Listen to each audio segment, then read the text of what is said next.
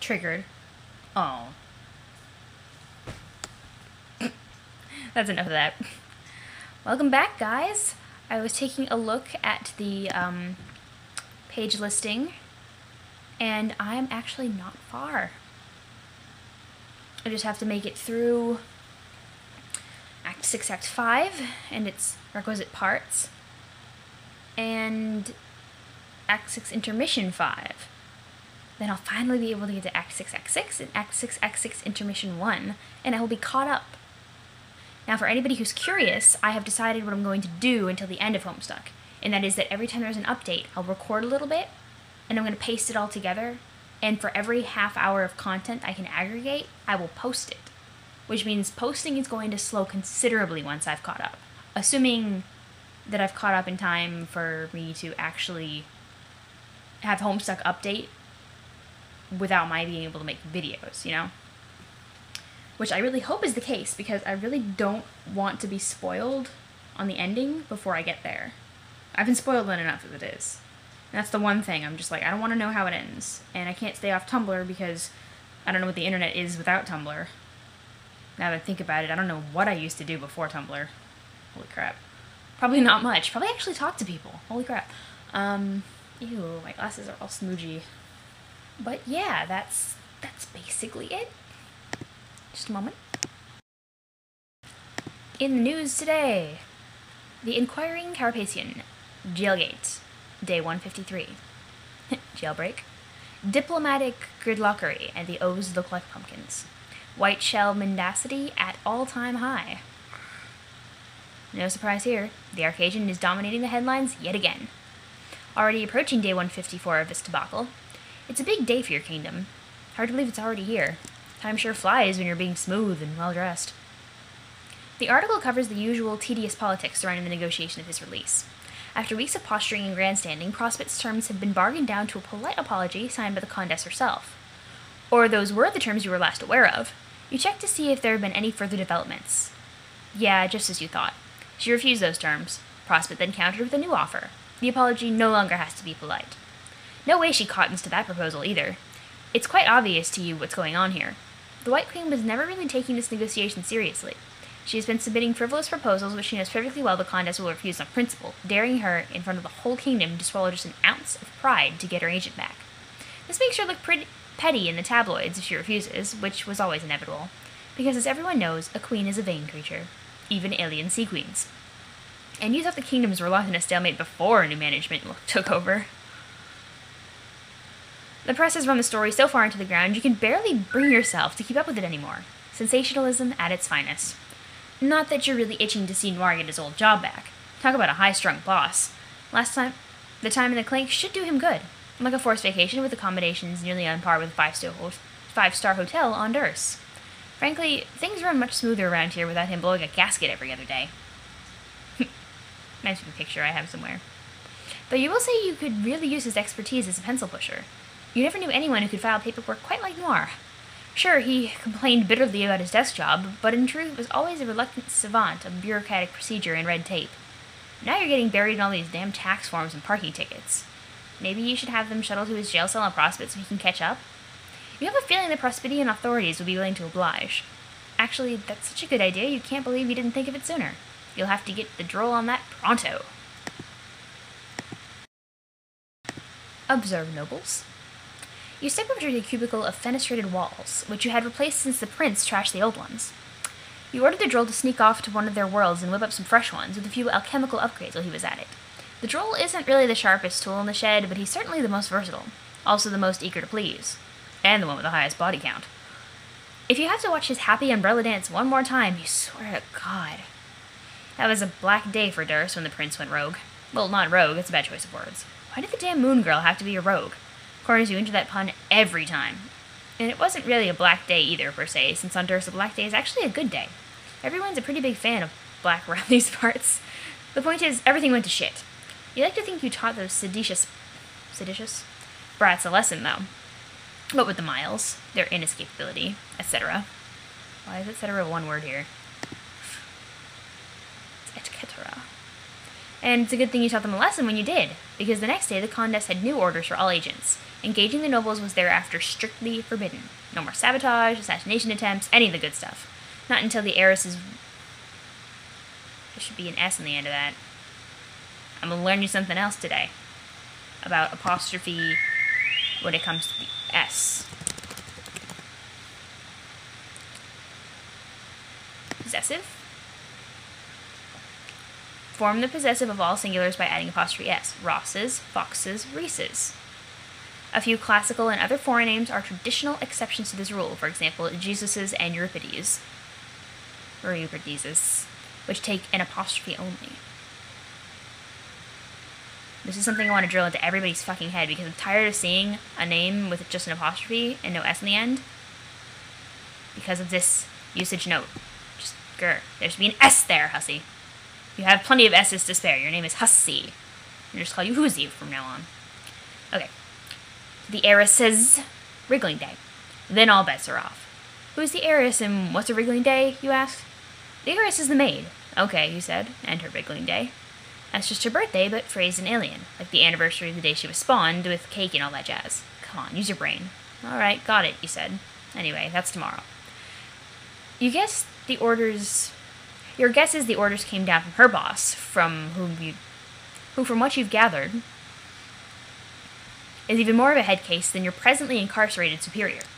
When she starts kicking up a fuss, yelling at people, forking any poor slob unfortunate enough to make a misstep while grooming her hair, you know too well it's the frustration of an exasperated first officer. Would almost make you feel sympathy for the witch, if you, like she, weren't clinically psychopathic. She's never copped to it, but you just know she's got some schemes on the side. Every good right hand is going to have something up its sleeve, some sort of contingency plan the boss doesn't know about. Trust you on that one. She's cooking something. It probably has something to do with the new prisoner she's reeled in. You don't know what she wants with the girl yet, but she's always got something cooking. Or baking, whatever. The point is, the woman spends a lot of time in the kitchen. Let's check on the prisoner. Speaking of the new prisoner, you wonder how the old one is doing. You're not going to check on the new one. She's out of your jurisdiction. Like you said, the witch has her schemes. Whatever they are, you're going to leave that alone. You're more curious about the status of the fellow you captured 153 days ago. You take a stroll through the Durst Penitentiary. This is where the Gen Pop is housed. For inmates, life is usually unpleasant and short down here. But the moment you laid eyes on the human prisoner, you knew you could never in good conscience lock him up in the dungeons and gulags with the common thieves, tax cheats, and parking fee delinquents. That would be a crime worse than those committed by all those inmates combined. No, a man of such distinction and strong fashion sense needed special accommodations. A cell reserved for very important prisoners. Proceed to solitary confinement suite. Going up.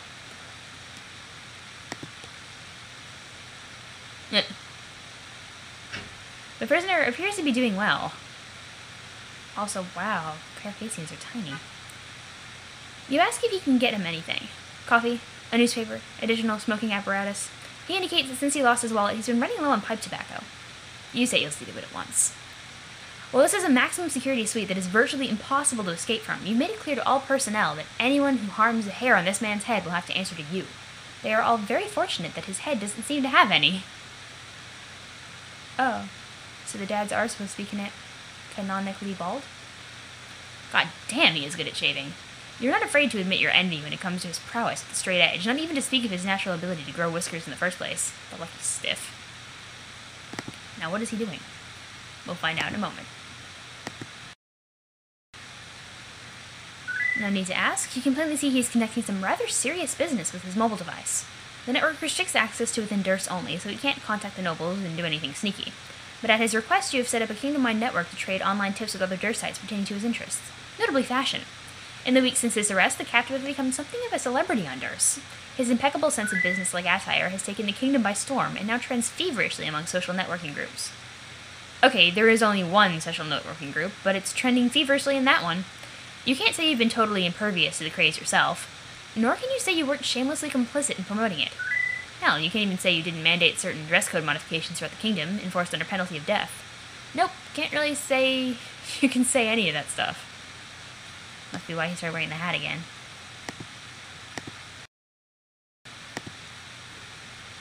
serious business. What serious business is the fact this picture won't load. Pipefan 413, yes, at Hatliker, we are here for you. No need for pants, thanks. At Hatliker, I'm very concerned. Tell me what is wrong.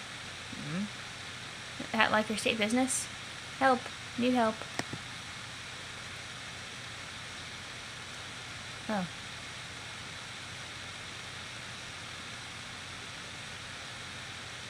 Well, I wasn't expecting this to actually be here. Okay. Help, need help. State business. I'm very concerned. Tell me what is wrong. Yes, Hatliker, we are here for you. I sat on my favorite hat. It's not a black day for you. My condolences. It was an accident. Afraid hat is ruined. Please advise. Are at least socks okay? Yes, socks are okay. Did you sit on socks too? No, did not sit on socks. I do not think sitting on socks would be a problem, though. No, it is doubtful. Fair enough.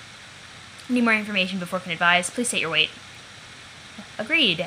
Exactly how much vertical pressure was applied to the top of the hat? Report extent of damage to hat. Not sure. Hat in bad shape. Does not resemble hat much. Considerably less handsome. Oh, how much anymore? Considerably less handsome. More like a rumpled head object now. Attempt to rectify hat integrity. Use same blunt instrument which got you into the mess in the first place. Thank you for advice. Do you mean my bottom? Yes. Yes, agree with, one dapper black shell. Unsit on hat. Can one unsit on a hat? Maybe, okay. Turn upside down, then sit on hat. Yes, agree with chuffed about duds. Sit on upside down hat to unrumple. Hatliker, these men are leading you astray. Sitting on the hat again will only cause it further damage. This will be the case if the rumpled hat is inverted? Yes, this will be the case, regardless of the hat's orientation. Greatly respects Pipefan 413's knowledge of finery. I endorse his warning. Me too. So do I. On Pipefan 13's recommendation, I withdraw my motion to unsit on hat. Want more socks? Changes status to apologetic. Jeez. Let's see. Okay, I am now refraining from unsitting on hat. Any other ideas? Yes. Go on. Chuffed about duds. And do you suppose it is possible that rumpled head object may have intrinsic value? I do not understand. Thinking outside the shell here. Perhaps bring rumpled object to haberdasher for appraisal? You suspect damage from bottom has caused hat to appreciate? Fascinating point of speculation. I wonder. If that is the case, perhaps. Perhaps sitting on hat has released fashionable properties heretofore concealed by unrumpled condition? You're suggesting the damaged hat will look more dapper. It is a possibility. What if Hatliker struts in public wearing a new rumpled head object with pride?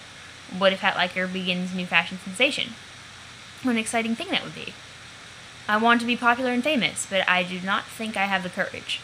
What if you were to have company in wearing a damaged hat? Yes, maybe I will sit on my favorite hat as well. Yes, me too. Let us all create rumpled head objects. Wear proudly.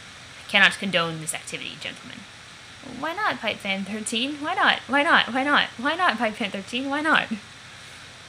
Incinerate the damaged hat immediately. Do not ever wear such a thing in public.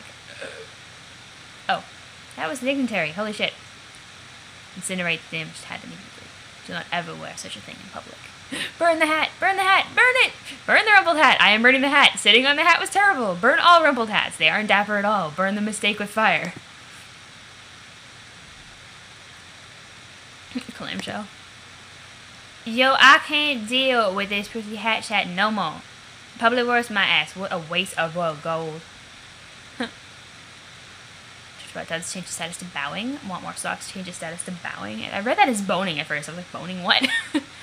No need for pants, thanks. Change the status to bowing. Finery fiend changes status to bowing. Hatliker changes status to bowing. One dapper black shell changes status to bowing. This is what I get for letting all proper dudes run shit instead of nasty clowns. The dignitary changes status to doffing hat. The dignitary, I want my ring back, motherfucker. Damn. Clam, girl. Years in the future. Minus several.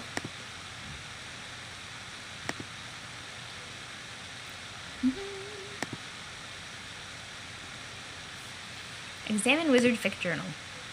Wizardy Herbert. Open to random page. Dude.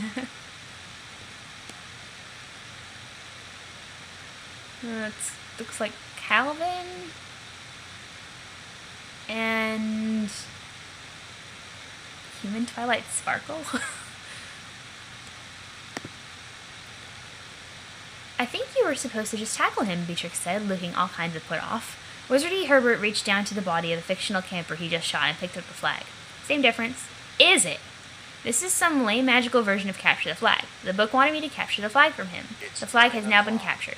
Anyway, he's just kind of a brainless puppet. Then what are we, she asked. I don't know, brainless puppets who've spent a few years in the real world, kind of like everyone else, I suppose. Geez, that's cynical. Anyway, you're the one who said we should let our story play out the way it's supposed to. I'm just pointing out your own rules. Herbert made a dismissive gesture with his smoking gun. These punks are starting to get on my nerves. We're making progress anyway. See? Listen to that. Russet scene is coming up. If I remember right, this is the one that introduces his recurring love interest. Also, I guess the chief bad guy. I mean, sorta. She listened. There was yelling throughout the woods. It was coming closer. Help! Herb! Bee! Where are you? The three serpentine scoundrels flew through the woods on their magic flying wooden horses. They were chasing poor Russet. Russet held onto the Fort Crown's Nest flag for dear life. He was a little scared, but mostly brave, not afraid of those serpentine cowards. They caught up with him, and then they knocked him down. His wand flew away out of reach. Hey, Clove, not so taut, are you without your fancy wand? He was one of the Serpentine boys, and he sounded quite brash. Another one said, you think you're so hot with all your charm and good looks. Well, let's do something about that pretty face. Ha, ha, ha. Then they started beating him up. Herbert, ow! Will you do something? Ow! Son of a... This can't be right. Herbert aimed carefully with his Beretta at the head of Russet's assailants. He was way serious and stone cold about it. He was not going to miss. Bang! He missed. Beatrix was grabbing his arm, redirecting his aim. Herbert, you have to stop. Why, Beatrix, he said with a super sly smile. If I didn't know better, I'd say you were taking some enjoyment from watching your dear pal Russet snack down. What? No! She didn't let go of his arm. But he wouldn't quit his douchey smile. She went on. You can't just keep offing fictional characters. It's, I don't know, irresponsible? Yeah. Besides, you know the scene is supposed to play out like this. Russet is supposed to get rescued. How is he supposed to get rescued if the bullies are dead? You can't just go around changing things. I guess you're right. Herbert holstered his gun, admiring a few more choice sucker punches to Russet's midriff. Oof, that one'll leave a mark. Beatrix regained her calm. So who's this guy that's supposed to save him, she asked. You say he's the villain? Here he comes now. A mysterious and alluring voice came out of nowhere. Go easy on him, fellas. Leave this one to me. It was so brash and arrogant, just like the sound of him made you mad. The boys stepped aside. The leader of Serpentine came forward. Russet was bruised and sore. Russet opened his eyes and saw someone so handsome he had never seen a boy so intriguing and beautiful before. He had black hair and glasses and about 100 merit badges. John? Beatrix squinted at the Serpentine boy. She didn't know why she couldn't see it coming. Grant? The boy stooped down and gave Russet his hand to take. He said, I'm afraid I have to take your flag from you. You see, it belongs to me and Fort Supanook. However, Russet was still very intrigued.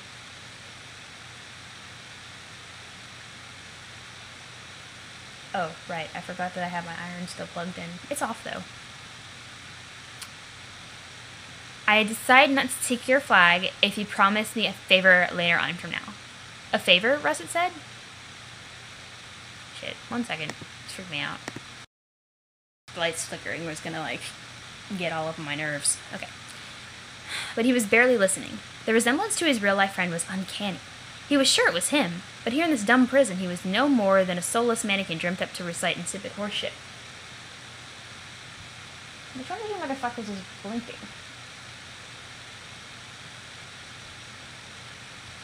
That's annoying. You have to promise me that when the time comes, you will betray your friends and help me, he said. Can you not? Light? Please? And now I'm blind from looking at my light bulb. Holy shit. Oh. That would be the power going out. Because my internet connection just dropped. Well, that's gonna put a damper on things while I finish recording, I guess. Huh.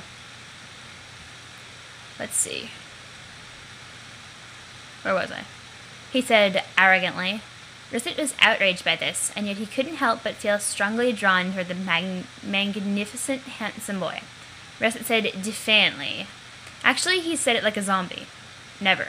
I'll never betray my friends. He, I should have known. You are truthfully loyal to your friends, as I expected as much. What is your name? Russet, he whispered. Pleased to meet you, Russet, even if you are the enemy. Allow me to introduce myself. The guy paused to remove his glasses and polish them on his sash. It came off as a seriously dramatic gesture, just as intended, and almost as explicitly stated in the text. My name is Slinus Marlevort. Marlevort? Slinus Marlevort. Okay. Very strange. Do I have connection now? Do I? Jump ahead a little? It says I have signal.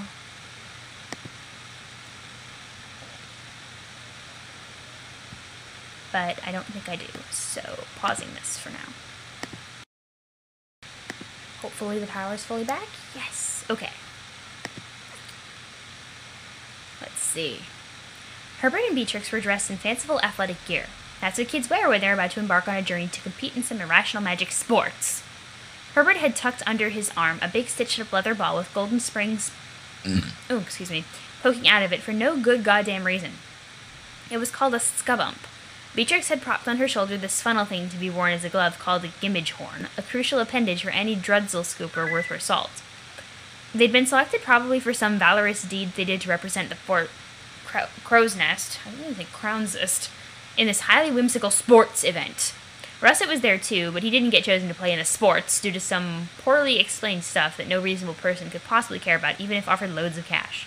He was mainly jacked into the scene to wave goodbye and wish them luck, which he begrudgingly did. He also put in some time dodging questions and averting eye contact from his friends. He was being a champion at that.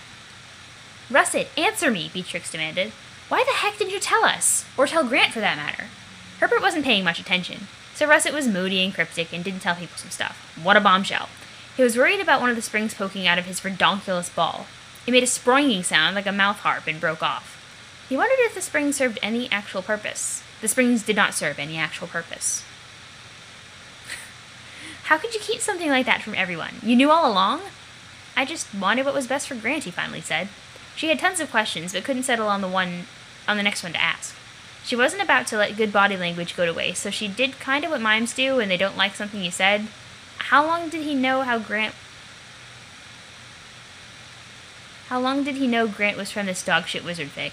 How'd he escape in the first place? Was it really his spell that sealed him there? How long had he been planning this? She guessed that would explain why he had an absurdly obvious pseudonym, Grant Anonama? Grant Anonama? Is that a reference to something? Yeah, like, that's a real name. Great job, bro. Or should you say Slinus? She wondered if his bogus name wasn't an anagram for something.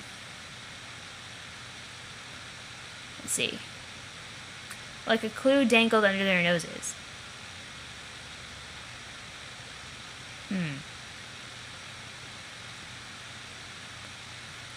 Magic bad guys do love their anagrams. They are just so damn clever, and when you finally figure them out, it's like, whoa, instant mindfuck!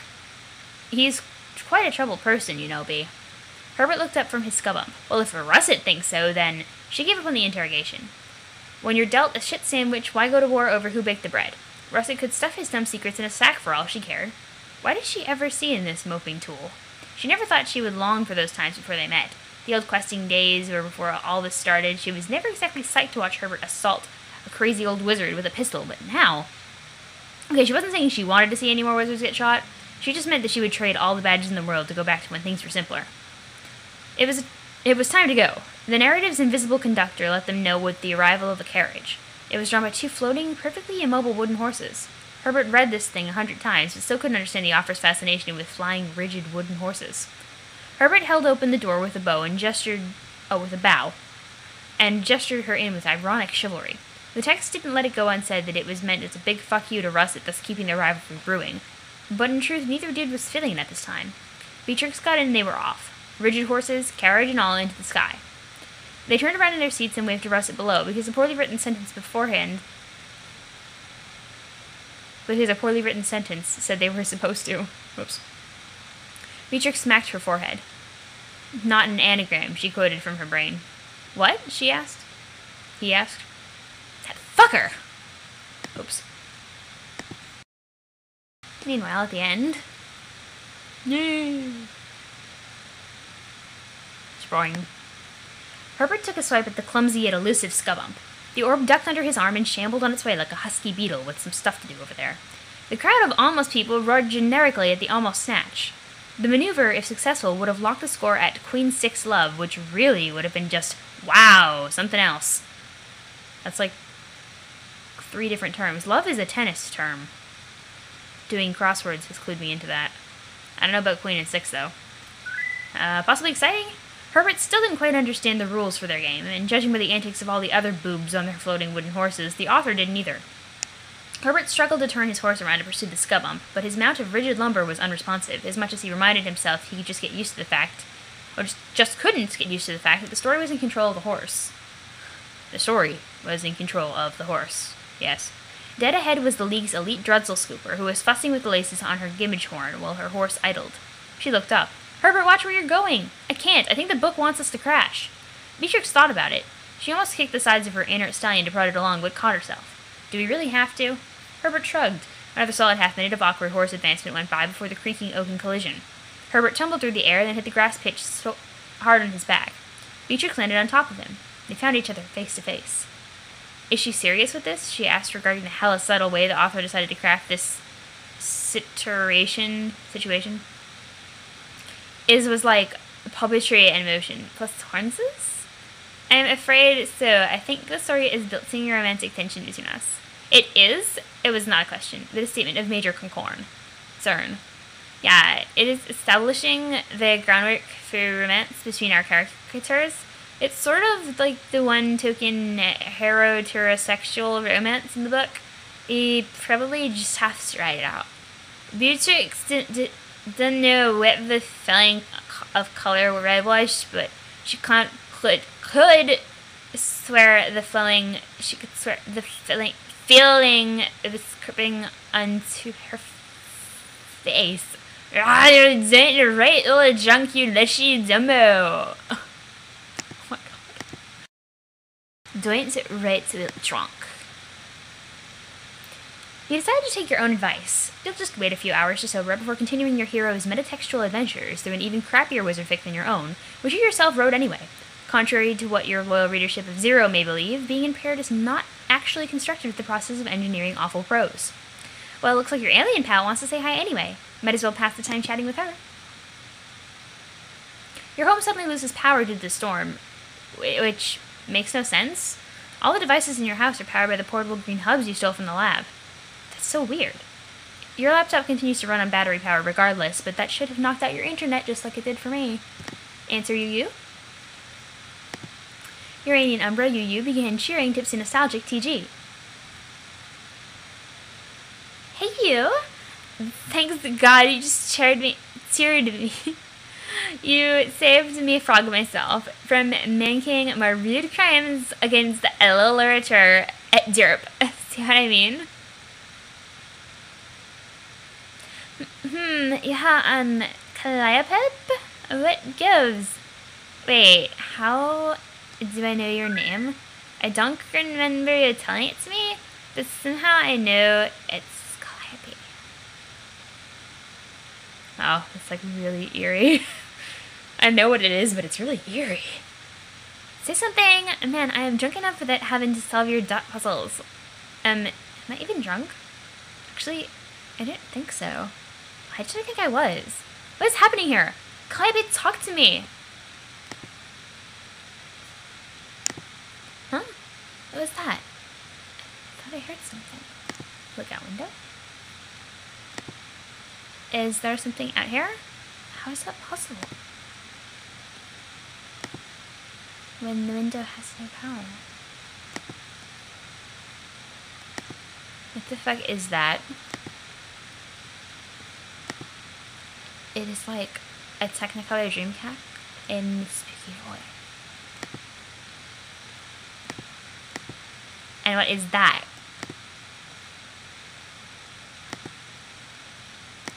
Is it? Could it be? Oh my god, it's Twinkly Herbert! What a pal, coming to see me from infinite nowhere. Say hello. Oh shoot. I have to translate this.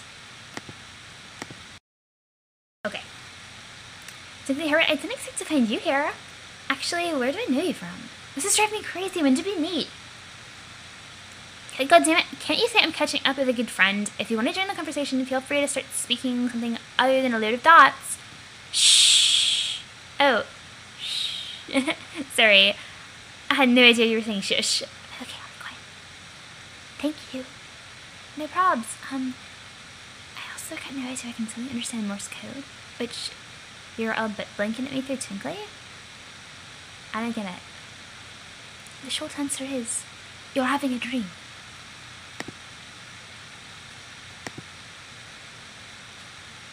La la la. Translations.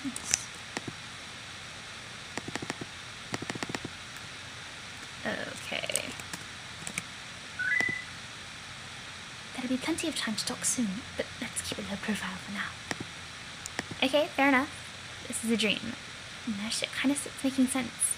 Your soul is like presenting itself to my subconscious in the form of Twinkly Herbert. Or, maybe your soul was always in Twinkly, or, oh man, theories are hard. I'm really being an embarrassment to science here. So, oops, oh my god, don't mistake my dots for letters, K, Callie Twinkly? Oh my god, Morse code has to be such a pain.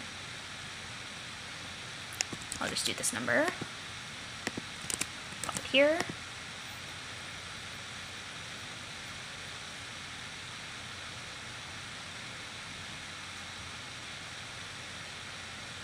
And the power went out again. I think. Sigh. Okay, just take dots for letters. And just say you. Well, but what exactly are you being quiet for? So my brother doesn't hear us. Oh no, so you mean he's here? Already? Yes. He is passing nearby while doing damage to the furthest ring. He is following a large party of ghosts in hopes they will lead him to me. His intent is to destroy my soul. Ah, dang. Well, don't worry, Callie. I won't let your bro kill your soul. Oh, very sweet. I missed you, Roxy. But there is not much you can do at the moment, other than remain discreet. Let's continue this elsewhere. Follow me. Okay, where are we going? Somewhere that will be once I have internet, I guess? Yep, don't have it for now. Herp. Hey, wait for me! Exit room. The fuck? What happened to my house? Some stuff is different. I don't remember this. Callie, do you know what's going on? Let's find out in the translator. Yeah.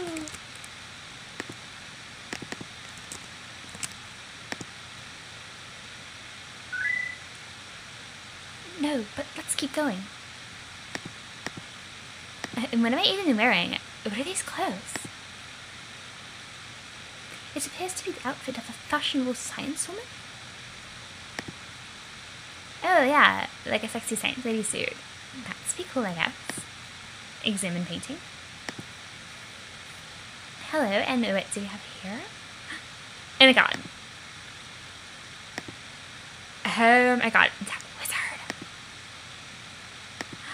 Heck yes, he's so perfect. Callie, check him out. If only I knew Morse code off the top of my fucking head.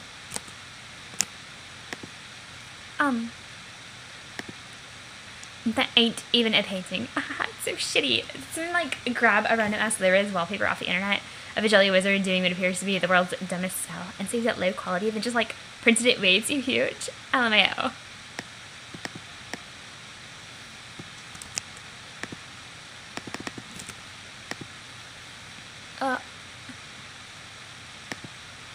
It's not even scaled proportionately. It's like stretched extra wide to fit this extensive as a frame. Is that shit like literal solid gold? I can't even deal. Whoever did this was a wonderful genius. Yes, but we have to go. She's upcoming. She's Callie. We gotta stop and sniff some roses now and then. By which I mean Ilgos some garish well wizards, such as simple joys in life. Anyway, in conclusion and in summary, that wizard. Continue. Boo, yes, more choice zards. Don't worry, I won't stand around finally yelling over these ones. Well, maybe just for a second. Look at that one. Dude means business with his resplendent beam of pure white superstition. Hey, wait, you're getting away from me. Then hurry up. Hold on, what was that? Kelly, hang on. Is there someone else in here? Who else is it?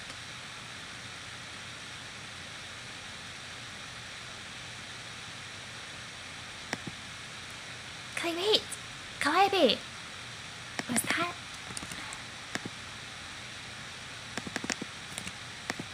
This way.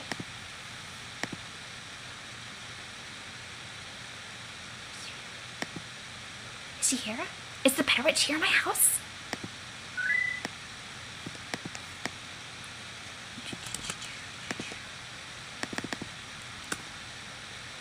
This is so time consuming. Remember, you're only dreaming. All that you see is coming from your own memories and subconscious. Okay, I will keep telling myself that. It's only a dream. It's only a dream. Damn, dreaming. I was such a wreck. I wonder if I dream. Oh, sounds like a dream boost. No, bad dream, Roxy. Must not fall off. The dream wagon! Shh! Okay.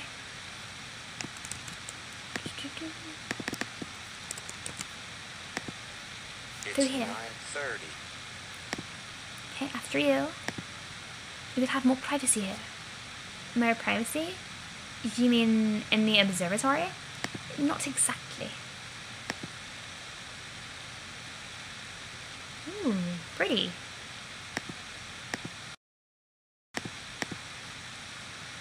Hmm?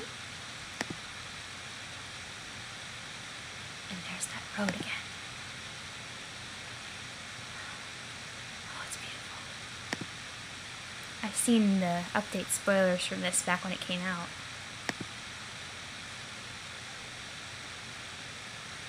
This is, was one of the newest updates around the time that I started getting into it. It's late November right now, right? In Homestuck? Because that's when I got into it, was late November 2012. Hmm? Turn around.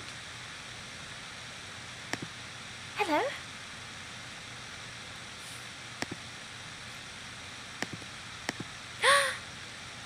Calliope? That you? Yes, it is I.